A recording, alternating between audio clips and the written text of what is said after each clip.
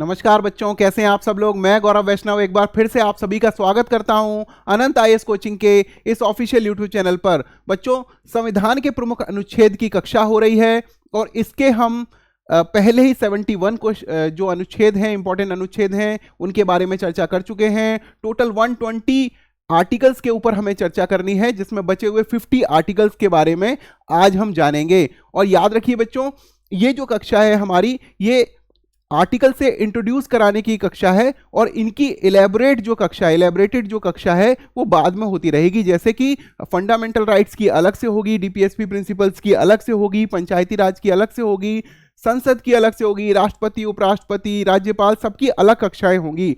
लेकिन पूरे संविधान में इंपॉर्टेंटली जो आर्टिकल हर परीक्षा में पूछे जाते हैं उनके ऊपर हमें चर्चा करनी है। तो बचे हुए जो 50 जो आर्टिकल्स हैं उनके बारे में हम चर्चा करेंगे। अनुच्छेद 213, ठीक है। अनुच्छेद 213 क्या कहता है? देखिए बच्चों, 1, 2, 3, आर्टिकल 1, 2, 3 में राष्ट्रपति की अध्यादेश प्रख्यापित करने की शक्ति है और उसमें प्लस 90 जैसे ही करेंगे। अभी तक 89 ऐड कर रहे थे, अब यहां से देखिए जैसे ही 90 ऐड करेंगे 123 में हो जाएगा 213। और यहां पे क्या है? विधानमंडल के विश्रांति काल में राज्यपाल की अध्यादेश जारी करने की शक्ति। तो जो संघ में राष्ट्रपति का जो स्थान है, वहीं पर राज्यों में जो राज्यपाल का वही स्थान है। तो राज्यपाल के अध्यादेश प्रख्यापित करने की शक्ति कौन सी हो गई? 213 में हो गई और वो 123 में है। उसके बाद अनुच्छेद 214 क्या कहता है? राज्यों के लिए उच्च न्यायालय की बात करता है।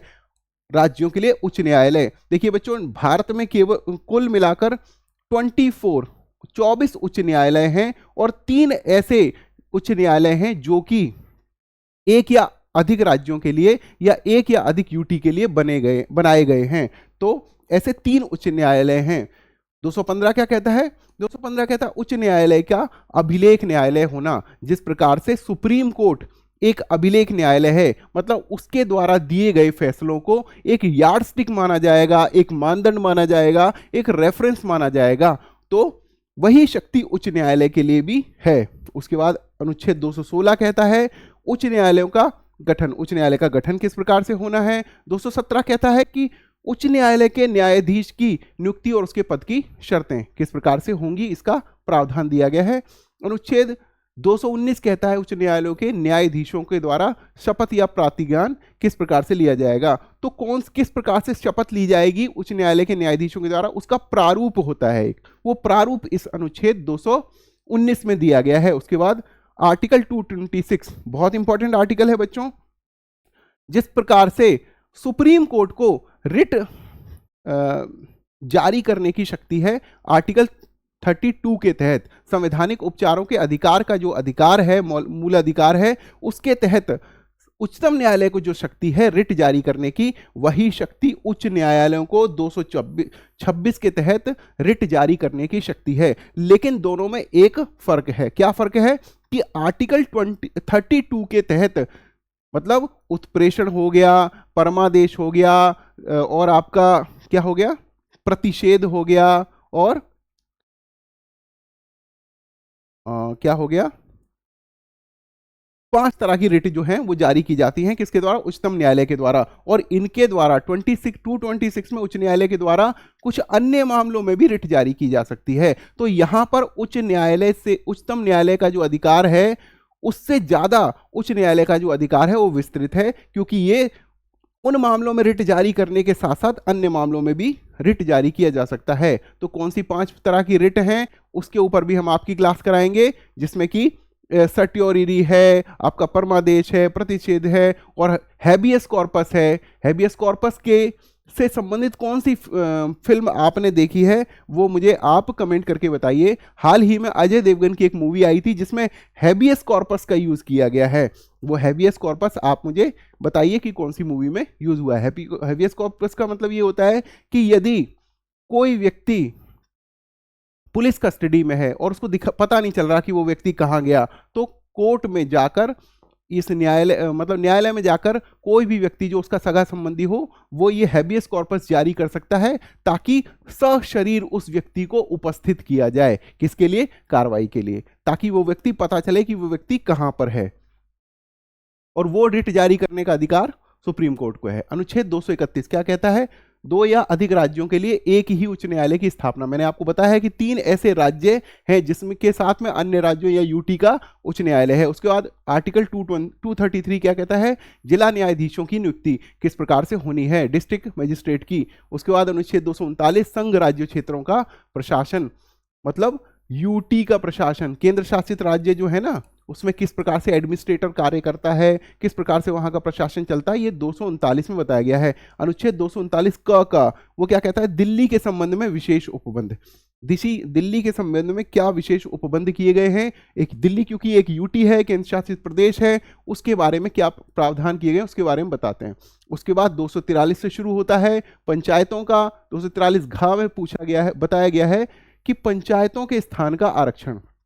बच्चों, पंचायतों में महिलाओं के लिए 33% आरक्षण का प्रावधान किया गया है और कुछ राज्यों ने तो 50% आरक्षण का भी प्रावधान किया है महिलाओं के लिए, जिसमें से हमारा हरियाणा एक है।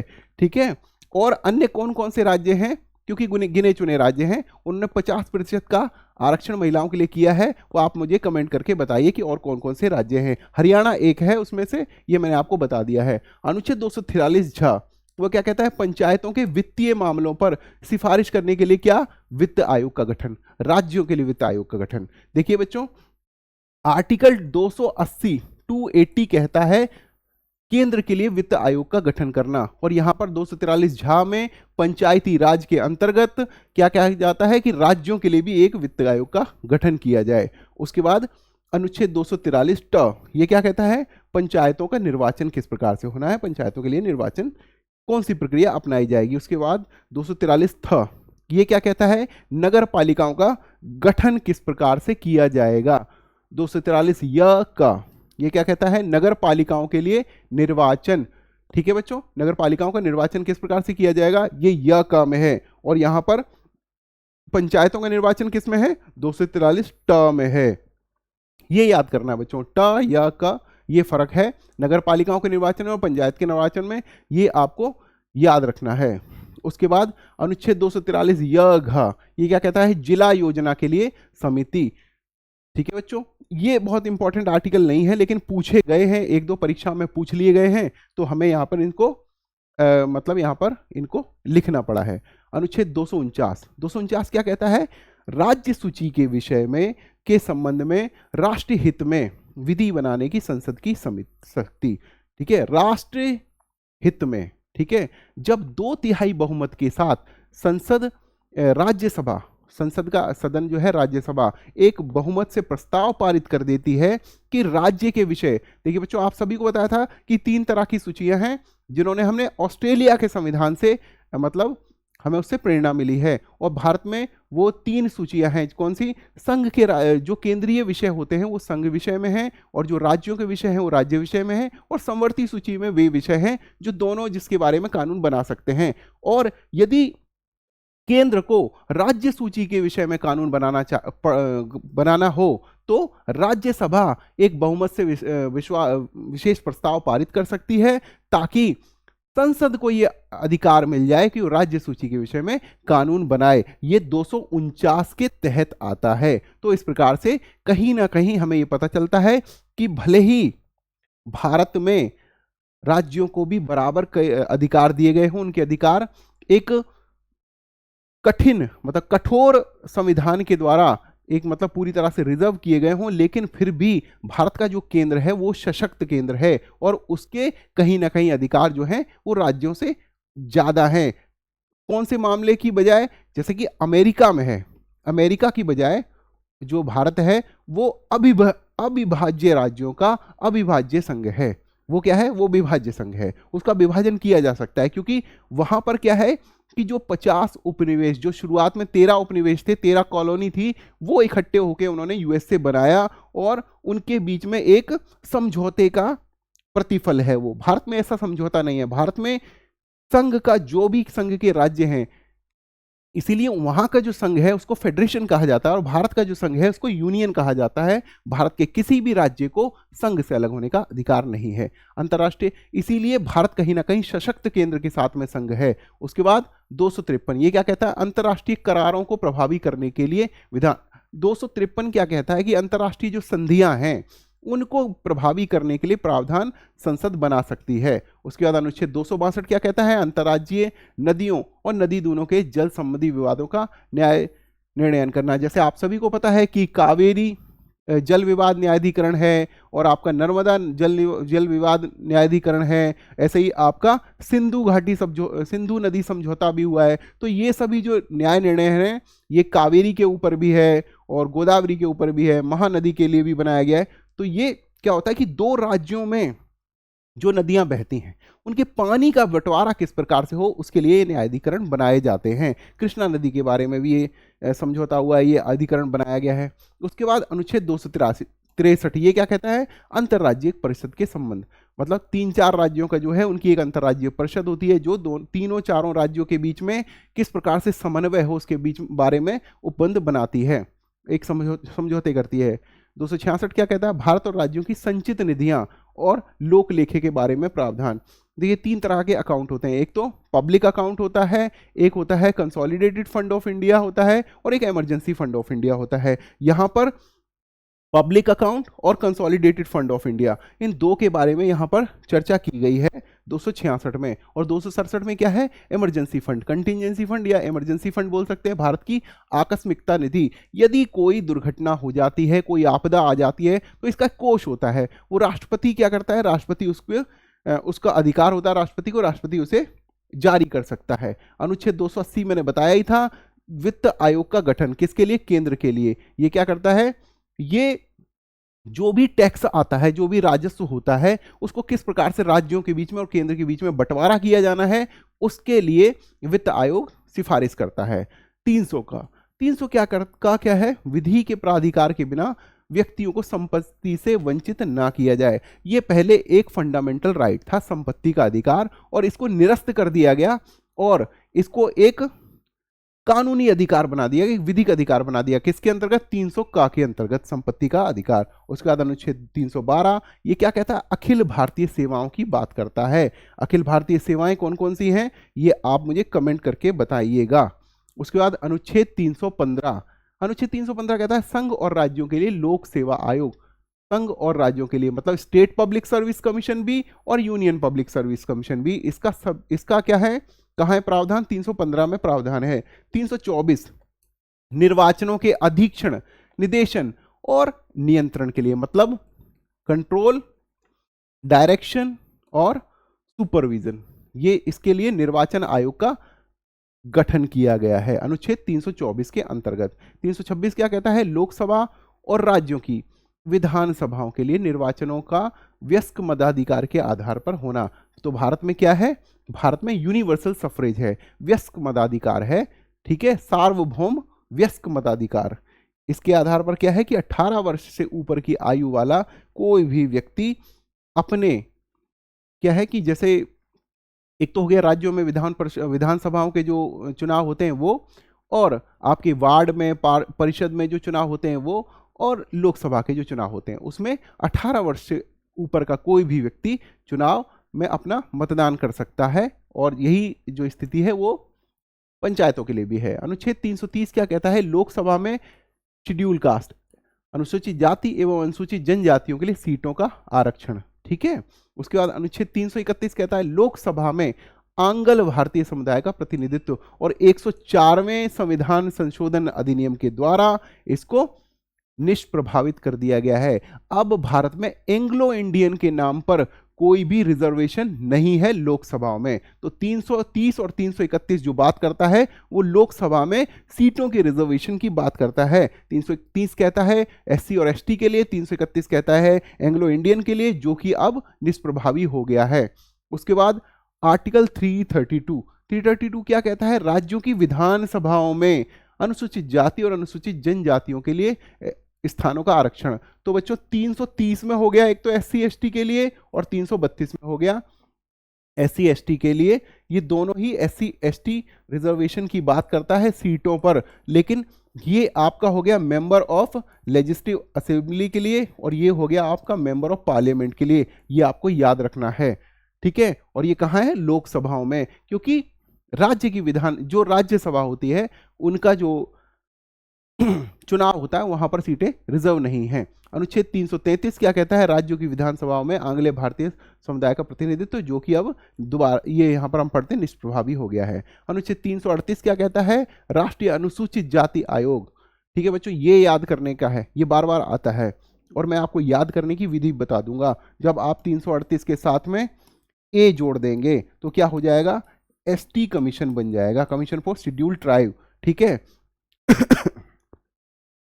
जब आप बी जोड़ देंगे ख, तो क्या बन जाएगा? पिछड़े वर्गों के लिए राष्ट्रीय आयोग। देखिए का ए तो मैंने आपको बताया था, का राष्ट्रीय अनुसूचित जाति, ये ST के लिए हो गया, ये OBC के लिए हो गया।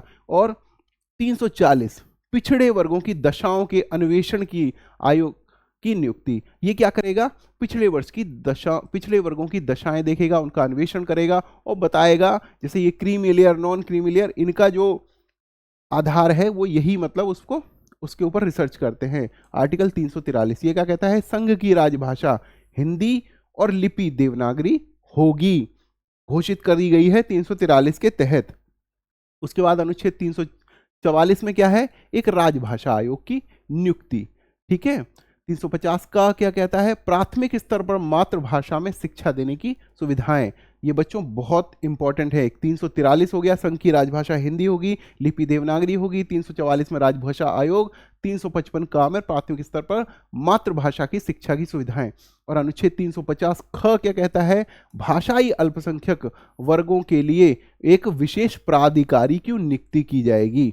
अनुच्छेद 352 कहता है राष्ट्रीय आपातकाल की घोषणा युद्ध तथा बाह्य आक्रमण या सशस्त्र विद्रोह के स्थिति में। तो दो टाइप के हो गए, एक तो हो गया इंटरनल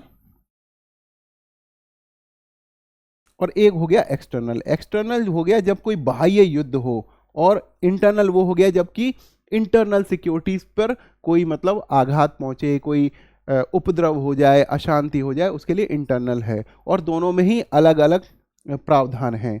इंटरनल के अलग प्रावधान है, एक्सटर्नल के लिए अलग प्रावधान है। 356 क्या कहता है? ये है राष्ट्रपति शासन।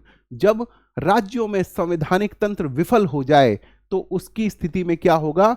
राष्ट्रपति शासन लगाया जाएगा संवैधानिक तंत्र विफल हो जाने की दशा में। इसी को बोलते हैं राष्ट्रपति शासन। जब राज्यों में फिर क्या होता है कि राज्यों की जो कार्यपालिका होती है उसको काम नहीं करती है वो। अनुच्छेद 360 वो क्या करता है? वित्तीय आपातकाल घोषित करने की का प्रावधान। ठीक है बच्चों, और मैं इंपॉर्टेंट जानकारी आपको देना चाहता हूं कि अभी तक भारत में कभी भी वित्तीय आपातकाल घोषित नहीं किया गया है आर्टिकल 360 के तहत। उसके बाद हो गया आपका 368 में संविधान का संशोधन दो प्रकार से होता है बच्चों। एक तो क्या हो गया?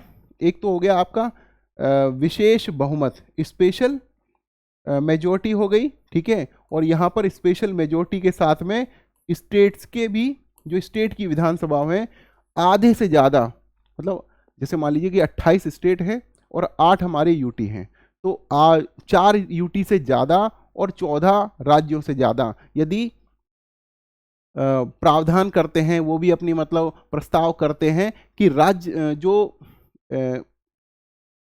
संघ के द्वारा कोई भी यदि संशोधन किया जा रहा है वो राष्ट्रहित में है या सही है, उसकी संस्तुति करते हैं, तब जाके वो स्पेशल मेजोरिटी प्लस स्टेट की हामी भरने के साथ में वो संशोधन किया जाता है। और यहाँ पर केवल स्पेशल मेजोरिटी से किया जाता है। और याद रखिए बच्चों, जो स्पेशल मेजोरिटी से नहीं किया जाए या plus special majority plus state की कंसेंट के साथ में नहीं किया जाए, वो जितने भी संशोधन किए जाते हैं वो सभी आम संशोधन होते हैं और वो अनुच्छेद 368 के तहत नहीं आते हैं। तो बच्चों ये 50 अनुच्छेद और थे जो इंपॉर्टेंट हैं, जो बार बार परीक्षाओं में आते हैं। तो टोटल 71 प्लस 50 हमारे 121 आर्टिकल हो गए। ये 121 आर्टिकल यदि कर लेते हैं तो यूपीएससी का एग्जाम हो या पीसीएस का एग्जाम हो या आपका आरआरबी एनटीपीसी का या कोई भी अन्य एग्जाम हो वनडे वाला, तो बहुत ही आपके लिए एक अच्छी दशा बन जाएगी, क्योंकि आर्टिकल संबंधित जितने भी सवाल आएंगे आप उसका जवाब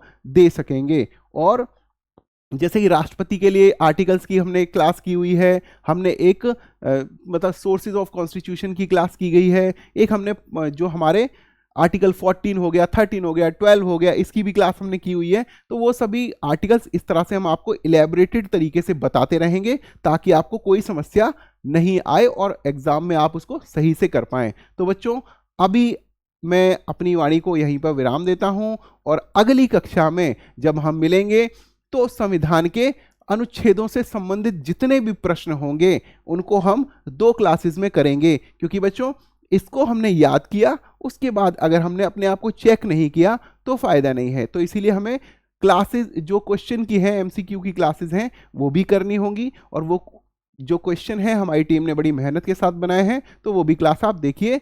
तब तक के लिए बच्चों, आप सभी को मेरा नमस्कार। जय हिंद, जय भारत।